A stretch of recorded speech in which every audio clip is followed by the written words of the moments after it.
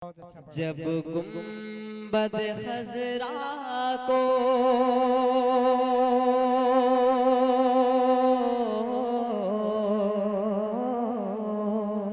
जब गुंबद खजरा को मैं पहली नजर देखा, दिल झूम गया।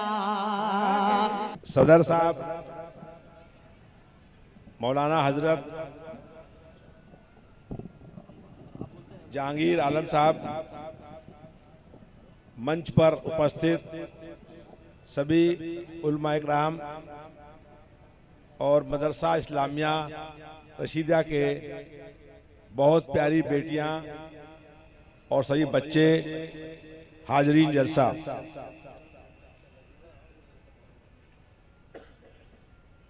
मैं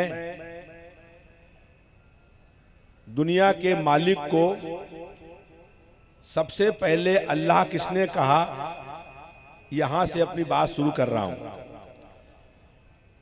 जैसे आप एक सूर्य देखते हैं और उस सूर्य की रोशनी से दुनिया चमकती है, इससे करोड़ों अरबों गुना दुनिया के मालिक अल्लाह का नूर है। और जब अल्लाह ने अपने नूर से थोड़ा नूर अलग किया और उस छोटे नूर ने बड़े नूर की बहुत देर तक परिक्रमा करी, और परिक्रमा करने के बाद छोटे नूर से आवाज आई या अल्लाह, और जो बड़ा नूर था उससे आवाज आई ए मोहम्मद। तो अल्लाह ने अपने नूर से हजरत मोहम्मद साहब को उत्पन्न किया था। जब इस दुनिया में हजरत मोहम्मद साहब की आमद हुई, जब कोई बच्चा पैदा होता है तो दाई या माँ उसको साफ करती है, उसको नहलाती है, लेकिन अल्लाह के रसूल हजरत मोहम्मद साहब जब इस दुनिया में आए तो पाक साफ थे और उनके शरीर से खुशबू आ रही थी। जब उनकी माँ ने उनको लिटाया बिस्तर पर तो उन्होंने खुद करवट ली और चले गए सजदे में, और कुछ देर के बाद उन्होंने अपना दाहिना हाथ आसमान की ओर किया तो पूरे आसमान में नूर ही नूर था। उसके बाद उस कमरे में एक बादल आया और बादल से आवाज आई कि पूरब से पश्चिम तक दुनिया में बता दो कि अल्लाह का रसूल की आमद हो गई है, और जो अल्लाह के रसूल का हाथ पकड़ करके चलेगा उसको यहां भी और ऊपर भी उसको मंजिल मिल जाएगी, और जिसने अल्लाह के रसूल का हाथ छोड़ दिया उसको ना यहां मंजिल मिलेगी ना उसको ऊपर मंजिल मिलेगी।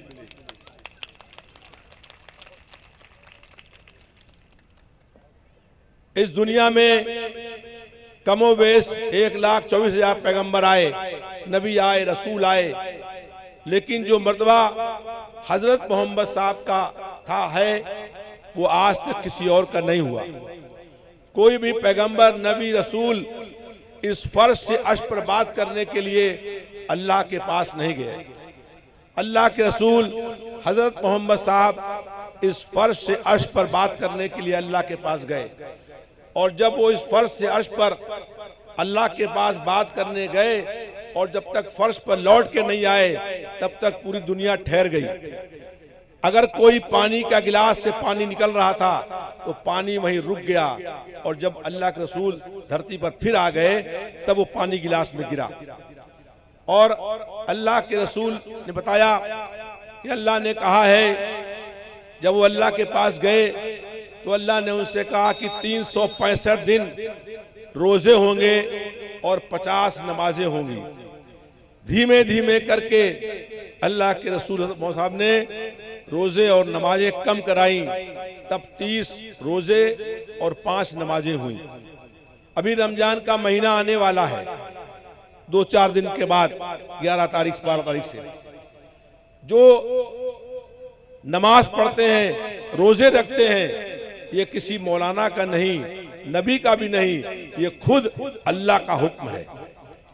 और ये बात सही एक बच्ची कह रही थी कि हम लोग देखते हैं अजान की आवाज हो रही है और टीवी देखने का काम करते हैं। मेरा ऐसा मानना है कि दुनिया में 700 करोड़ लोगों की आबादी है, 700 करोड़ लोग मिल करके भी अगर चाहें ये काम हो जाए, लेकिन अगर अल्लाह की मर्जी नहीं है तो वो काम नहीं होगा।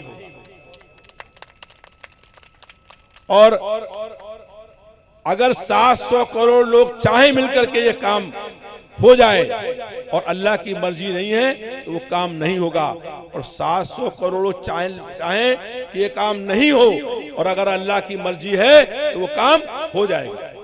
जिन लोगों को इस बात पर विश्वास है कि 700 करोड़ लोग भी चाहेंगे मेरा काम हो जाए, लेकिन अगर अल्लाह की मर्जी नहीं होगी तो काम नहीं होगा, उनसे अपील है, उनसे अनुरोध है, उनसे गुजारिश है कि ये अल्लाह का हुक्म है कि 5 वक्त की नमाजें पढ़ो और 30 रोजे रखने का काम करो।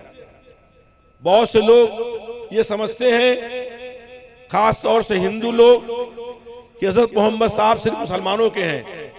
ऐसा नहीं है। हजरत मोहम्मद साहब पूरी दुनिया के लिए बनकर रहमत आए थे।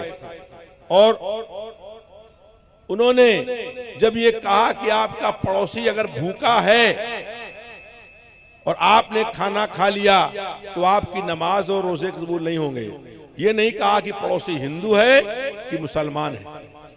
हजरत मोहम्मद साहब आखिरी नबी रसूल पैगंबर हैं। अब इसके बाद किसी भी धर्म में, न हिंदुओं में, न मुसलमानों में, न सिख में, न ईसाई में, किसी धर्म में अब कोई नबी और पैगंबर रसूल इस दुनिया में नहीं आएगा। और जो पैगंबर, जो नबी, जो रसूल आखिरी होता है वो सबका होता है। हजरत मोहम्मद साहब भी पूरी दुनिया के लिए, हर धर्म के लिए, हर कौम के लिए जो है रहमत बनकर के आए थे। बहुत से लोग ये कहते हैं कि तलवार की नोक पर इस्लाम आया। मुझे उन लोगों से बताना है आपके माध्यम से कि जब हजरत मोहम्मद साहब, जो भी आप कह रहे थे, जब निकलते थे तो एक बूढ़ी यहूदी औरत उन पर कूड़ा फेंकती थी। कभी वो गुस्सा नहीं हुए और कूड़ा झाड़ा आगे चले गए। एक दिन देखा उन्होंने कि उस यहूदी औरत ने उन पर कूड़ा नहीं फेंका, तो रुक गए। उन्होंने पूछा कि आज वो औरत ने मेरे पर कूड़ा क्यों नहीं फेंका? तो लोगों ने कहा वो औरत बीमार है। तो हजरत मोहम्मद साहब उसको देखने के लिए गए और उन्होंने अपने झोले से कुछ दवा निकाल करके उस औरत को दी और कहा कि दवा खा लो, इंशाअल्लाह तुम ठीक हो जाओगी। और जब दवा उसने खाई तो वो ठीक हो गई और उसने कहा कि मुझे कलमा पढ़ा दीजिए। इस्लाम ऐसे आया है। एक यहूदी औरत ने देखा कि हजरत मोहम्मद साहब बैठे हैं पत्थर के ऊपर, उनके पास गई और उनसे कहा कि मेरे वालिद दोनों आंखों से अंधे हैं, क्या आपके पास कोई दवा है? हमने सुना है कि आप बहुत बड़े हकीम हैं, दवा दे दीजिए ताकि मेरे वालिद की आंखों में रोशनी आ जाए। हजरत मोहम्मद साहब ने उसको अपना लुआब दे दिया और कहा जाके लगा दो, अल्लाह चाहेंगे तो आंख की रोशनी आ जाएगी। जब वो बेटी गई और उसने अपने वालिद के दोनों आंखों में लुआब लगा दिया तो उसके वालिद की दोनों आंखों से रोशनी आ गई। उसने पूछा अपनी बेटी से, तुमने मेरे आंखों में क्या लगाया कि मेरे आंखों में रोशनी आ गई? उस बेटी ने कहा कि सामने बैठे हैं हजरत मोहम्मद साहब, उन्होंने अपना लुआब दिया था, वो लगाया मैंने आपकी आंखों में, उससे आपकी आंखों में रोशनी आ गई। उस यहूदी आदमी ने कहा कि मुझे हजरत मोहम्मद साहब के लुआब से अपनी आंखें नहीं ठीक करनी है, खंजर लेकर के आओ। जब वो लड़की खंजर लेकर नहीं आई तो उसने खुद उठ करके वो खंजर लेकर के दोनों अपनी आंखों में खंजर भोंक दिया। आंखों से खून निकला, और खून निकलने के बाद जब वो खून साफ किया गया तो उसकी आंख से उसके बाद भी रोशनी आ रही थी। तब दौड़ता हुआ गया और कदमों में गिर गया। उसने कहा मुझे भी कलमा पढ़ा दीजिए।